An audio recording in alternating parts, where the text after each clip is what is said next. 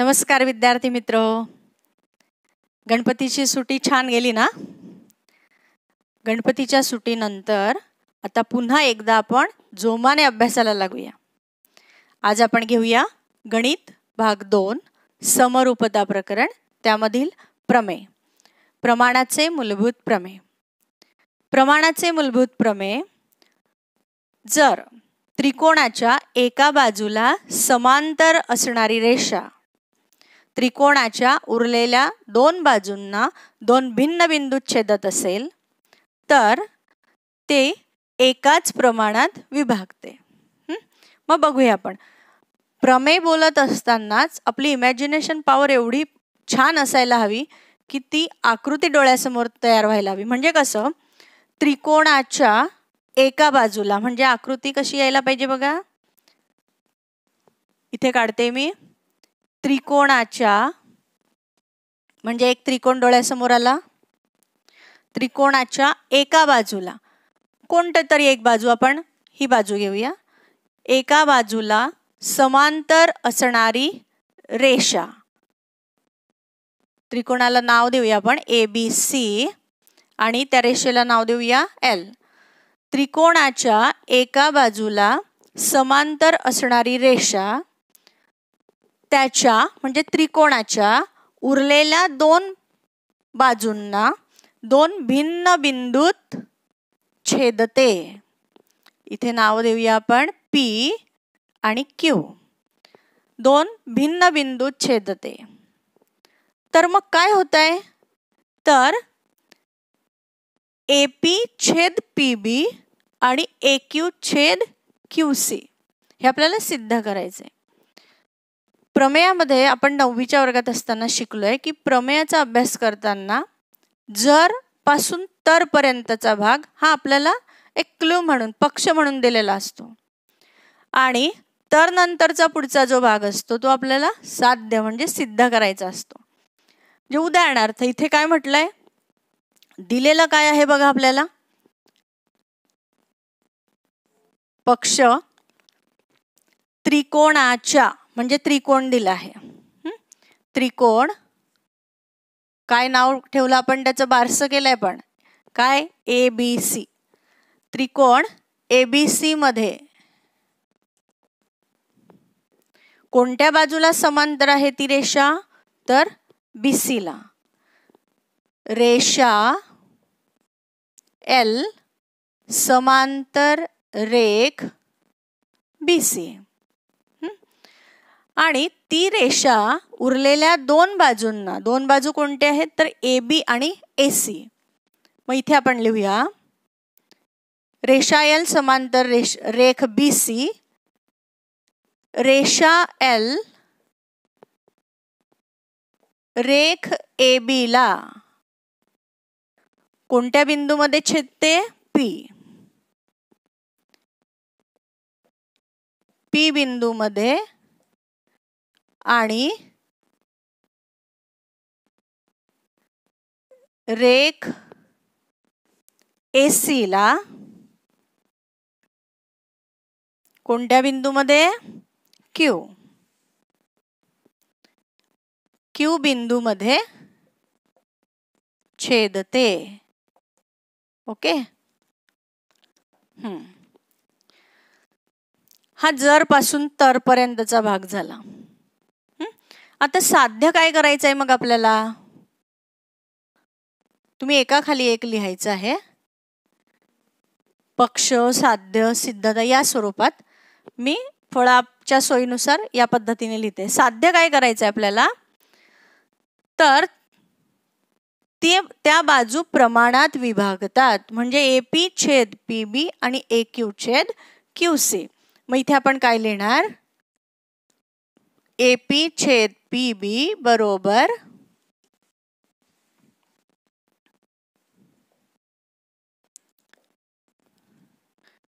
AQ छेद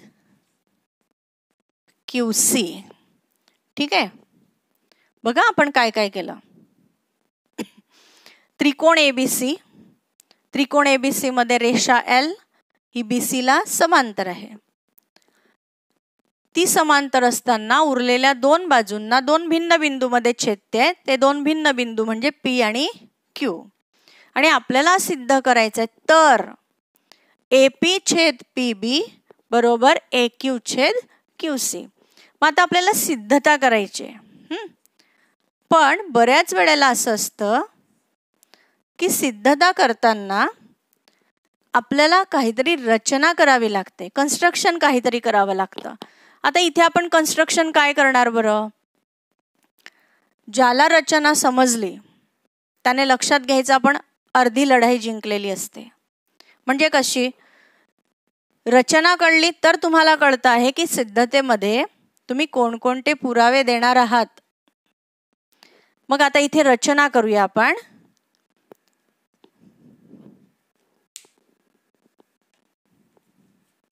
रचना बघा काय करूया आपण. PC आणि QB जोडूया. बिंदू P आणि C, बिंदू Q आणि B, म्हणजे आपण रेख PC आणि रेख QB काढला. ते लिहूया आपण इथे. रेख PC व रेख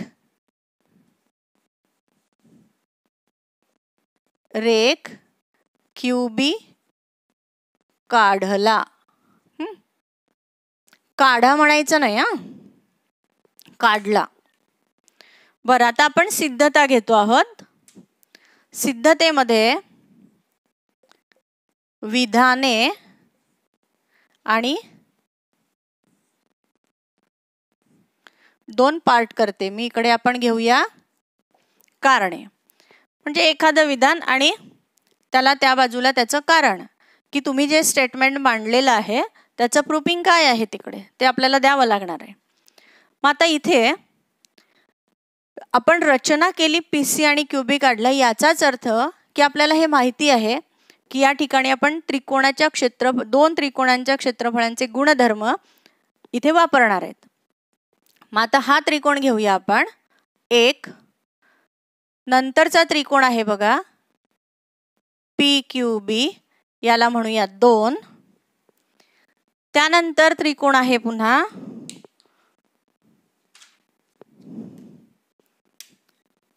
QPC, याला म्हणूया आपण 3. त्रिकोण बघा कोणते कोणते घेतोय.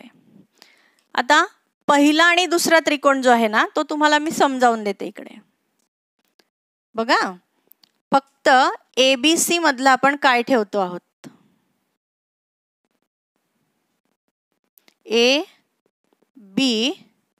ABC नाही काढलाय मी. हा आहे इथे Q आणि इकडे आहे P. हीच आकृती जर आपण या पद्धतीने मांडली,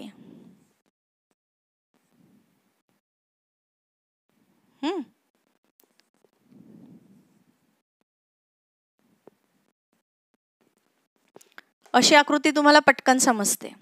हीच आकृती आपल्याला या पद्धतीने दिलेली आहे त्यांनी.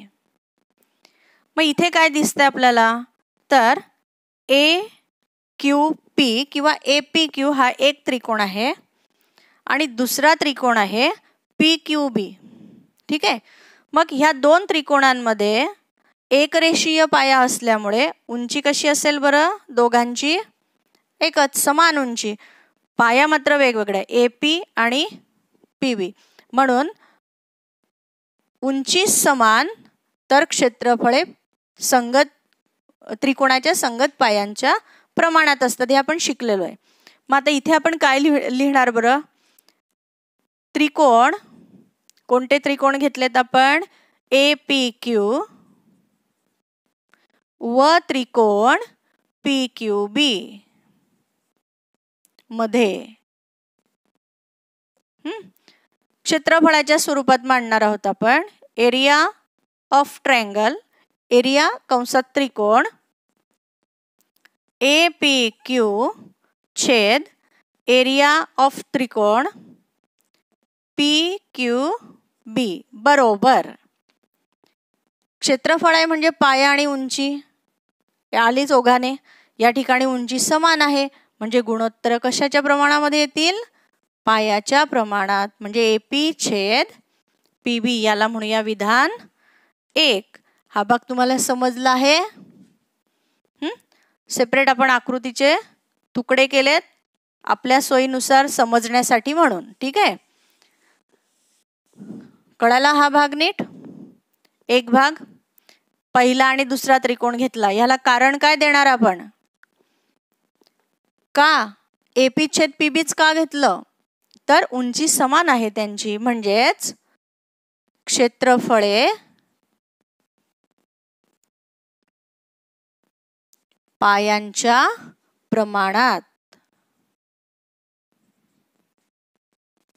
ठीक आहे, पुढे आता घेऊया त्रिकोण नंबर 1 आणि त्रिकोण नंबर 3. म्हणजे कसा बघा, इथे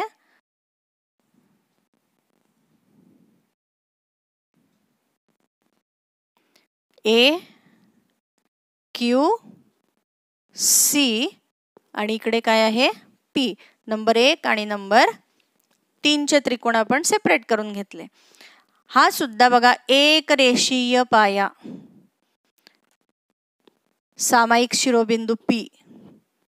म्हणजे उंची जर काढली आपण तर ती समान, म्हणजे हे सुद्धा समान उंचीचे त्रिकोण, म्हणजे पुन्हा क्षेत्रफळे पायांच्या प्रमाणात.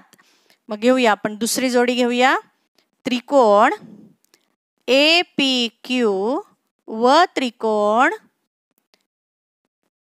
QPB मध्ये काय आहे? विधान क्रमांक 2. क्षेत्रफळाच्या स्वरूपात आपण गुणोत्तराच्या स्वरूपात अंश आणि छेदाच्या स्वरूपात लिहितो. Area of triangle APQ upon area of triangle QPB. Area म्हणजे क्षेत्रफळ, क्षेत्रफळ कंसात त्रिकोण APQ छेद एरिया कंसात त्रिकोण QPB बरोबर पुन्हा काय येईल? AQ छेद QC. AQ छेद QC. काय रिझन देणार आपण त्याला? पुन्हा इथे हे सांगतायत तुम्ही, याला पुरावा काय आहे? पुराव्याशिवाय त्या विधानाला मार्क्स मिळणार नाही. काय पुरावा आहे? तर पुरावा हाच की क्षेत्रफळे पायांच्या प्रमाणात. दोन भाग झालेत बघा. आपल्याला जे हवं आहे तिकडे आपली वाटचाल सुरू आहे. AP छेद PB एक बाजू मिळते, AQ छेद QC दुसरी बाजू मिळते. पण आता ह्या दोन्ही बाजू आपल्याला दोन्ही बाजूंच्या मध्ये इज इक्वल टू चं बरोबरचं चिन्ह हवं आहे. ते कसं मिळेल? तर आता आपण घेणार आहोत त्रिकोण क्रमांक 2 आणि त्रिकोण क्रमांक 3. म्हणजे कसा बघा, इकडे दाखवते मी तुम्हाला तो.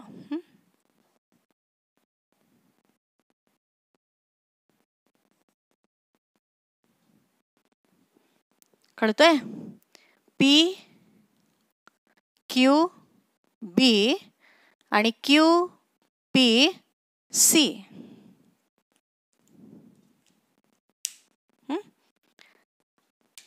बघा PQB हा एक त्रिकोण आणि दुसरा त्रिकोण QPC. दोघांमध्ये काय कॉमन दिसतंय? एक बाजू समान आहे, सामायिक आहे PQ, म्हणजे पाया समान झाला. आता आधीच आपण पक्षामध्ये काय म्हटलंय की रेषा L समांतर रेख PC. म्हणजे काय की ह्या दोन समांतर रेषा आहेत. मग जर दोन समांतर रेषा असतील तर त्यांच्यामधील लंबांतर कसं असणार? समान. म्हणजे उंची सुद्धा समान, म्हणजे पायाही समान, उंची पण समान. म्हणजे इथे आपण तिसरं विधान काय म्हणूया?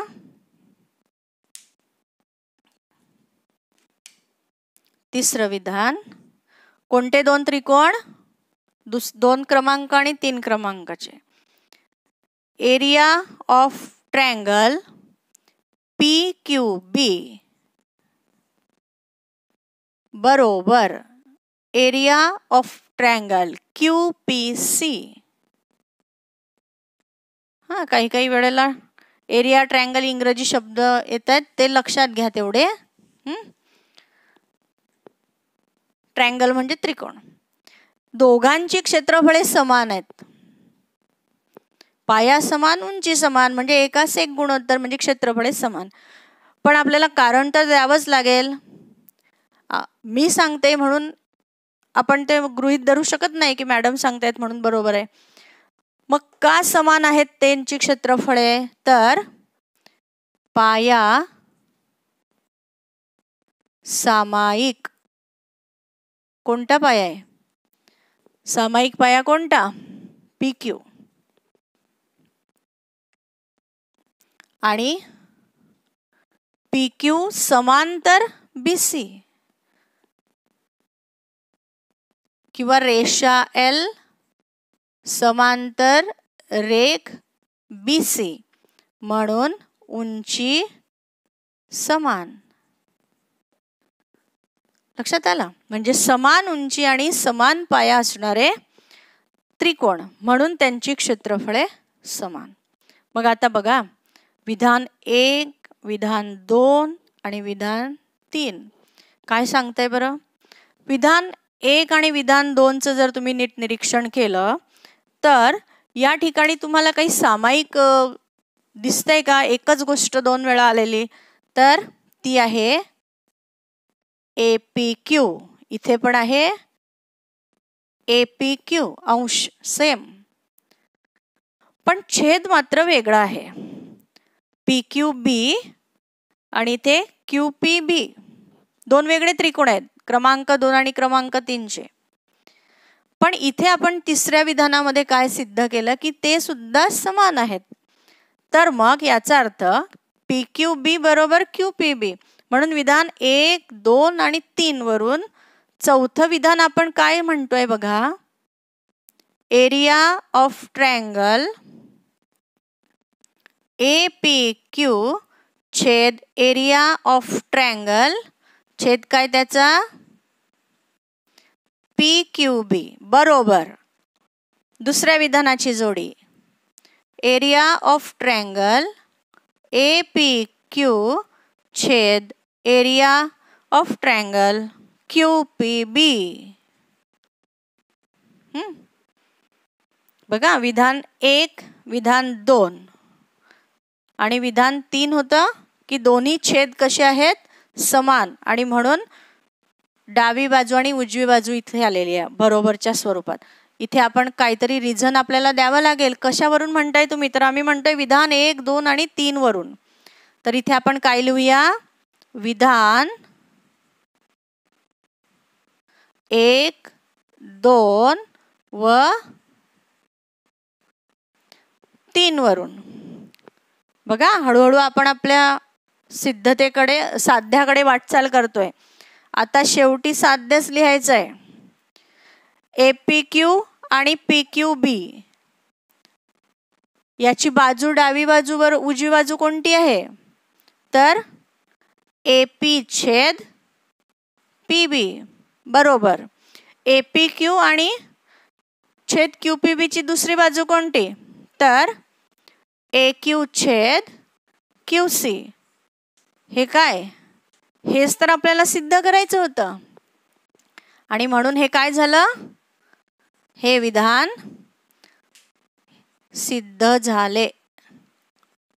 कोणतं प्रमेय हे? प्रमाणाचे मूलभूत प्रमेय. पुन्हा एकदा ओघवतं समजावून सांगते, समजलं असेलच तुम्हाला अर्थात. त्रिकोण ABC मध्ये L ही BC ला समांतर आहे. P आणि Q या दोन बिंदूमध्ये ती छेदते आणि आपल्याला सिद्ध करायचं आहे AP छेद PB बरोबर AQ छेद QC. आधार कशाचा घेतला आपण इथे? त्रिकोणांच्या क्षेत्रफळांच्या गुणधर्माचा. ते उंची समान म्हणून पायांच्या प्रमाणात, उंची समान म्हणून पायांच्या प्रमाणात, उंची आणि पाया दोन्ही समान म्हणून क्षेत्रफळे समान. आणि म्हणून मग विधान 1, 2 आणि 3 वरून आपण आपलं साध्य सिद्ध केलं. समजलं तुम्हाला? ठीक आहे, मग आपण आता वळूया दुसऱ्या प्रमेयाकडे. समरूप त्रिकोणांच्या क्षेत्रफळांचे प्रमेय. मगाशी आपण बघितले प्रमाणाचे मूलभूत प्रमेय आणि त्याच प्रकरणामधील पुढचं प्रमेय आहे समरूप त्रिकोणांच्या क्षेत्रफळांचे प्रमेय. समरूप त्रिकोण ही संकल्पना क्लिअर आहेच आपली. दोन त्रिकोण समरूप केव्हा असतात?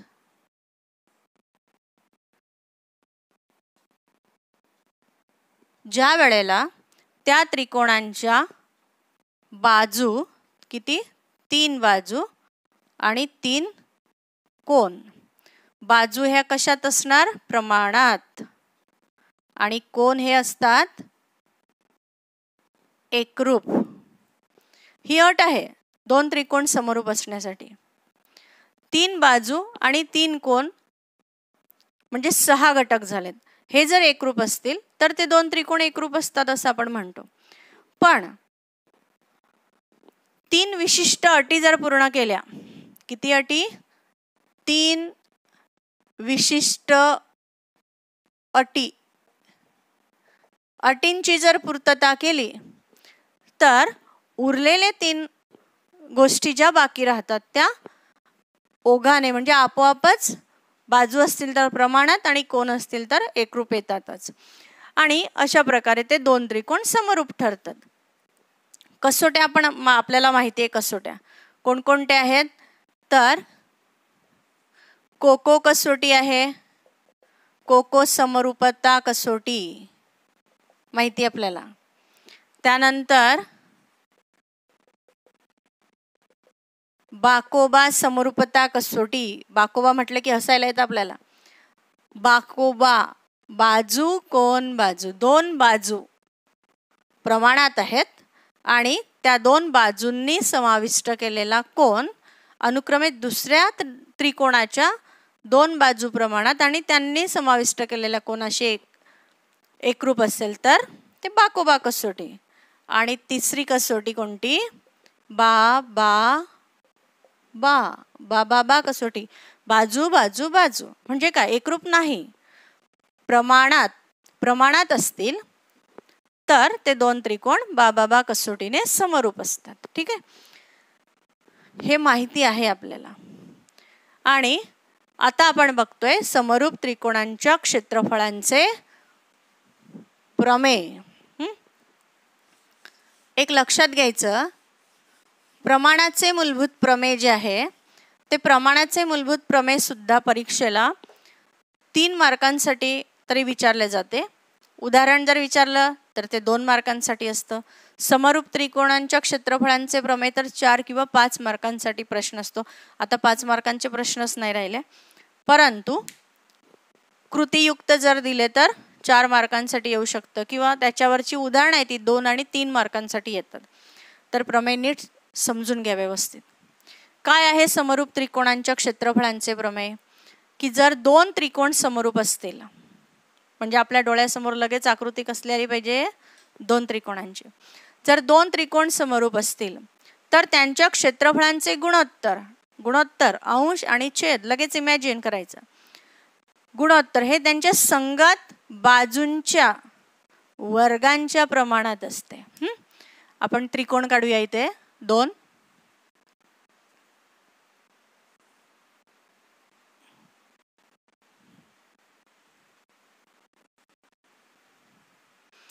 नावं देते बघा मी. त्रिकोण ए बी सी, त्रिकोण पी क्यू आणि आर. 2 त्रिकोण समरूप आहेत. मग समरूपतेसाठी आपल्याला काय काय दिलंय त्यांनी? तर कोन बी एकरूप कोन क्यू आणि कोन सी एकरूप कोन आर. समरूप आहे म्हणजे आपण कोणतेही घेऊ शकतोय. कोन ए एकरूप कोन पी पण घेऊ शकतोय. आता क्षेत्रफळ आहे म्हणजे पाया आणि उंची असणारच. तर मी इथे उंची टाकते आहे, त्याला नाव देते मी डी. पी क्यू आर मध्ये उंची टाकते, त्याला नाव देते आहे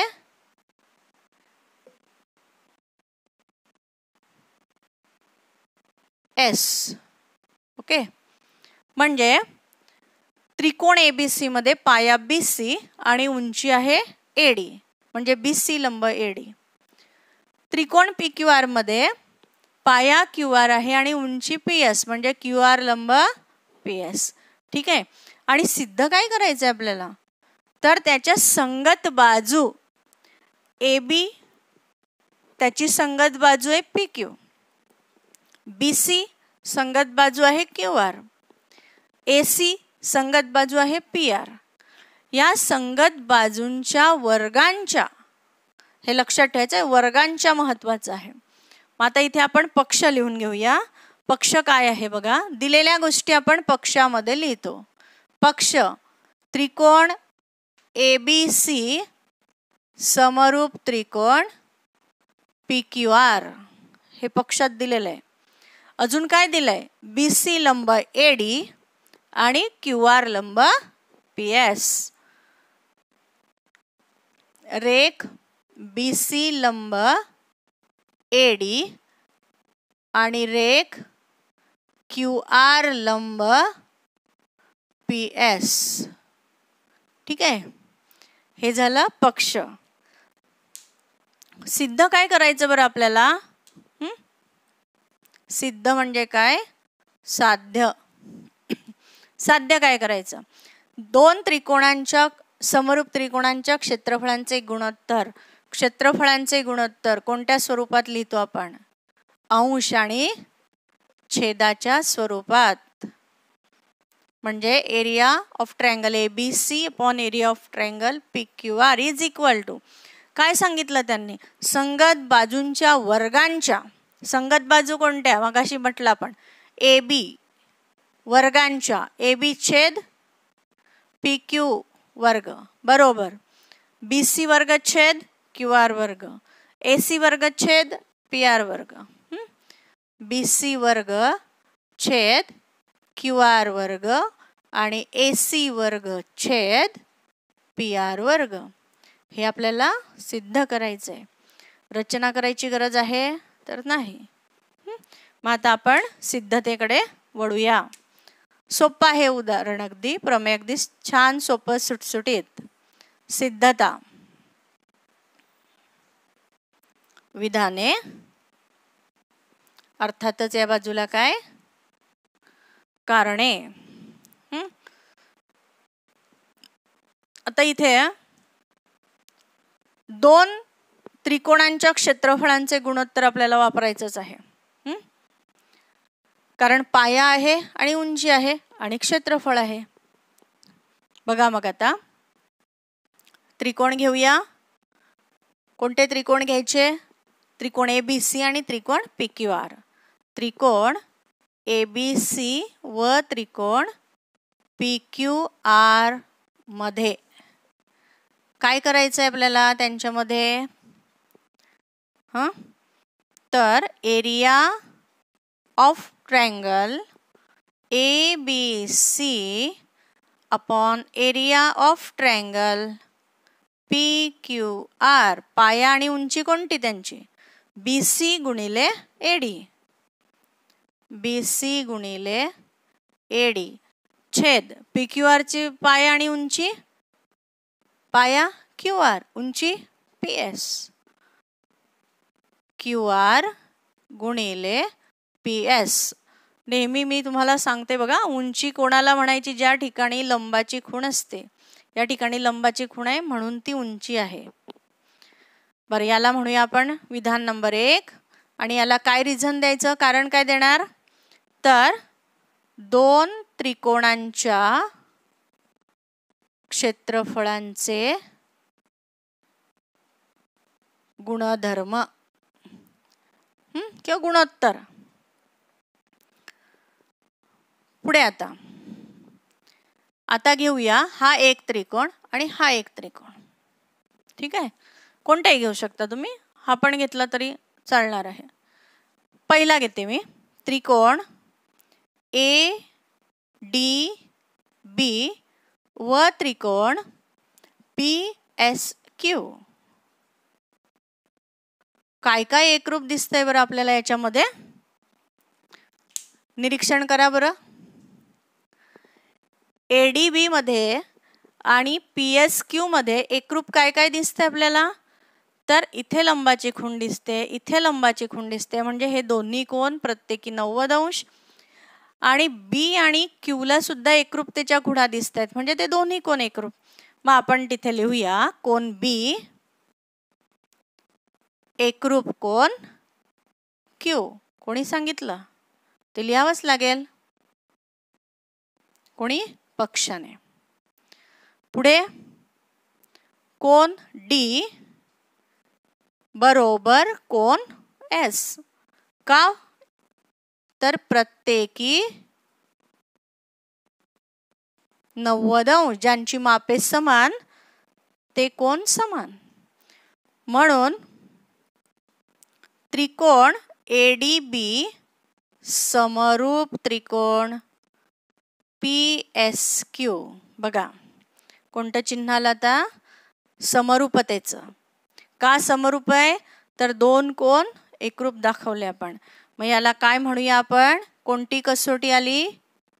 कोको समरूपता कसोटी. मग ज्या वेळेला दोन त्रिकोण समरूप असतात त्यावेळेला त्यांच्या संगत बाजू प्रमाणात असतात. मग त्यांच्या संगत बाजू कोणत्या शिकलो आहोत आपण? AD आणि कोणती घ्यायची? PS.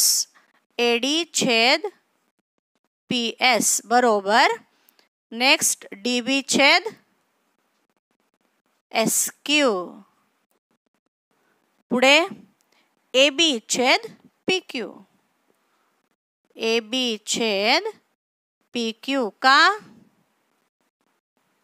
कारण लगेच संगत बाजू प्रमाणात. प्रत्येक गोष्टीला रिझन द्यायचं आहेच. ह्याला क्रमांक देऊया आपण 2. इकडे लक्ष देत आहे ना? AD छेद PS इथे पण आलाय बघा. AD छेद PS इथे आणि BC छेद QR आहे. इथे आलाय AB छेद PQ. दोन्ही बाजूच आहेत त्रिकोणाच्या. आता आपण जातोय पुन्हा मूळ पक्षाकडे. आपल्या पक्षाने काय सांगितलंय पण आपल्याला की ABC आणि PQR हे तर समरूप आहेत. मग इथे लिहूया आपण परंतु ABC त्रिकोण ABC समरूप त्रिकोण PQR. मग जर हे दोन्ही त्रिकोण समरूप आहेत तर त्यांच्या बाजू कशा असल्या पाहिजेत? प्रमाणात. मग इथे लिहूया आपण त्यांच्या बाजू प्रमाणात. AB छेद बाजू प्रमाणात आपल्याला येतात. AB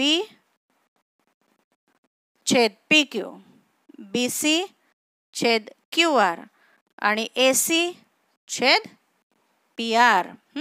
AB छेद PQ 9वी मध्ये ही प्रॅक्टिस घेतली आहे मी तुमची भरपूर, त्यामुळे तुम्हाला हा प्रॉब्लेम असणार नाहीये. आता याला आपल्याला कारण द्यायला लागणार आहे. काय कारण? हेच संगत बाजू प्रमाणात. विधान क्रमांक 3. आता बघा विधान 1 बघा, विधान 2 बघायचा, विधान 3 बघा. विधान 1 मध्ये BC गुणिले AD आणि QR गुणिले PS म्हटलेलं आहे. विधान 2 मध्ये AD बरोबर PS च्या सोबत AB छेद PQ दाखवली आहे. AB छेद PQ ही बरोबर प्रमाणात दाखवली आहे. आणि इकडे मात्र AB छेद PQ बरोबर BC छेद QR आणि AC छेद PR.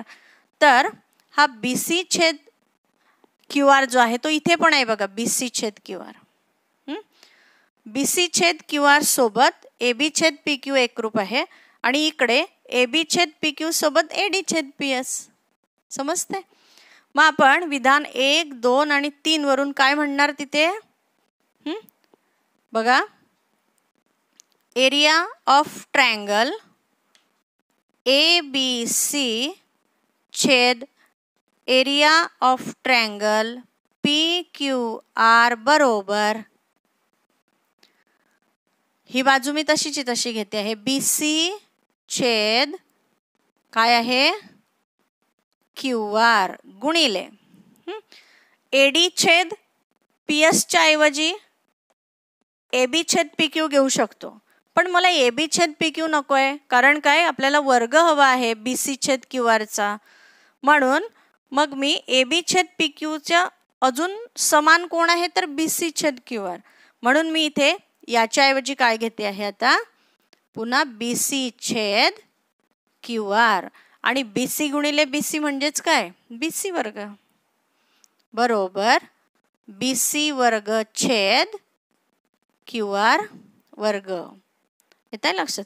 याच पद्धतीने आपण काय म्हणू शकतो, AB वर्ग छेद PQ वर्ग बरोबर BC वर्ग छेद QR वर्ग बरोबर AC वर्ग छेद PR वर्ग.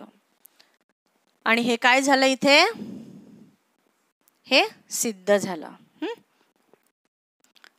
हे पूर्ण लिहायचं. आता इथे जागा नाही फळ्यावरती म्हणून मी लिहत नाही, तुम्ही लिहून घ्या हे पूर्ण. हे साध्य इथे हे पूर्ण सिद्ध होतं हे लक्षात घ्या. हे विधान जसंच तसं खाली लिहायचं आहे. समजतंय नीट. काय काय केलं आपण, प्रमेय जे आपल्याला दिलेलं असतं ते शांतपणे वाचायचं. जर पासून तर पर्यंतचा भाग आपण कुठे लिहितो, पक्ष. तर पासूनचा पुढचा भाग म्हणजे काय असतं, साध्य. साध्य सिद्ध करण्यासाठी जर रचना करावी लागत असेल तर रचना करावी लागत नसेल तर आपल्याकडे आधी जे शिकलेलो आहोत आपण त्याचा जो साठा आपल्याकडे आहे त्या साठ्यामधील एक एक गोष्ट इथे उलगडत जायची. बँकेमधून खर्चासाठी जसे पैसे लागले तसे आपण काढतो ना, त्याच पद्धतीने आहे. बँकेमध्ये आपण खूप सारा साठा जमा करून ठेवलेला आहे आपल्या या बँकेमध्ये. तिथून आपल्याला जी हवी ती प्रूफिंग तिथून एक एक काढायचं आहे आणि आपल्याला साध्याकडे वाटचाल करायची. प्रमेयांना विद्यार्थी खूप घाबरतात. घाबरण्याची अजिबात आवश्यकता नाही, सोपं आहे.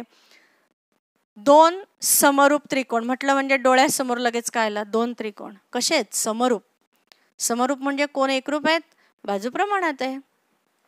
पुढे काय म्हटलंय, त्यांच्या क्षेत्रफळांचे गुणोत्तर. सोपं आहे. क्षेत्रफळ म्हणजे अंश आणि छेद स्वरूपात लिहायचं आहे. क्षेत्रफळांचे गुणोत्तर. पुढचं काय म्हटलंय, त्यांच्या संगत बाजू. संगत बाजू तर माहिती आहे आपल्याला, इकडचे पहिले 2 लेटर घेतले, तिकडचे पहिले 2 लेटर घेतले. संगत बाजूंच्या वर्गांच्या म्हटलं म्हणजे मात्र वर्ग द्यायला विसरायचं नाही. इथे ही एक चूक होते विद्यार्थ्यांची. तर AB वर्ग छेद PQ वर्ग, BC वर्ग छेद QR वर्ग बरोबर AC वर्ग छेद PR वर्ग. हे आपल्याला इथे सिद्ध करायचं आहे. सोपं आहे अगदी. क्षेत्रफळ म्हटलंय म्हणजे पाय आणि उंची येणारच आहे. 2 त्रिकोण आहेत, क्षेत्रफळ आहे म्हणजे 2 त्रिकोणांच्या क्षेत्रफळांचा गुणधर्म आपण वापरणार आहे. समजतंय. तर ठीक आहे, उदाहरण प्रमेय चांगलं समजून घ्या आणि दोन्ही प्रमेय वहीमध्ये व्यवस्थित लिहून घ्यायचे, समजून उमजून लिहायचे. दुसरं असं की प्रमेय पाठांतर करायचं नाही, तर नावं बदलायची. आपण ABCच्या ऐवजी XYZ घ्या, PQRच्या ऐवजी आणखी काहीतरी LMN घ्या किंवा तीच नावं फिरवून घ्या आणि पुन्हा पुन्हा त्याची प्रॅक्टिस करा. म्हणजे तुम्हाला प्रमेयाची भीती वाटणार नाही. कारण प्रमेय येत असेल तर त्याच्यावरची उदाहरणं आपण सहज अगदी सोडवू शकतो आणि जी कॉम्प्लिकेटेड गुंतागुंतीची उदाहरणं दिली असतात तीही सोडवायला मग मदत होते. ठीक आहे, मग भेटूया नंतर पुढच्या व्हिडिओमध्ये. तोपर्यंत नमस्कार.